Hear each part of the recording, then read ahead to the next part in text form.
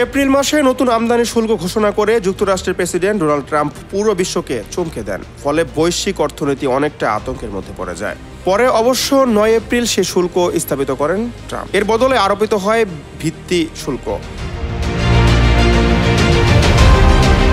4 মাস পর এসে ট্রাম্প দাবি করেন একের পর এক বিজয় অর্জন করেছেন তিনি। বেছে বেছে কিছু দেশের সঙ্গে বাণিজ্য চুক্তি করেছেন, কারো ওপর একতরফাভাবে শুল্ক চাপিয়েছেন। এমনভাবে করছেন যে বিশ্ববাজারে বড় ধরনের আঘাত লাগছে না। এখন পর্যন্ত বিষয়টি সেরকমই। হোয়াইট হাউসে বাণিজ্য উপদেষ্টা পিটার নাভারো বলেন 90 দিনে 90টি চুক্তি হবে। ট্রাম্পও আশাবাদী ছিলেন, কিন্তু শুরু থেকেই এ সময়সীমা বেশ কঠিন বলে মনে হচ্ছিল। বাস্তবে তাই হলো। জুলাইয়ের শেষে দেখা গেল ট্রাম্প মাত্র ডজন খানেক বাণিজ্য চুক্তির ঘোষণা দিয়েছেন। এর অনেকগুলো আবার মাত্র 1-2 পাতার,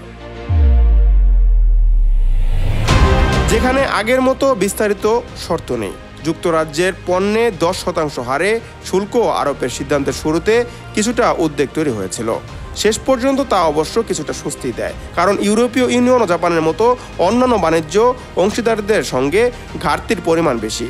গত বছর ইউরোপীয় ইউনিয়নের সঙ্গে ঘাটতি ছিল 240 বিলিয়ন বা $24,000 কোটি, আর জাপানের সঙ্গে 70 বিলিয়ন বা $7,000 কোটি। সেজন্য তাদের ওপর 15% শুল্ক আরোপ করা হয়েছে।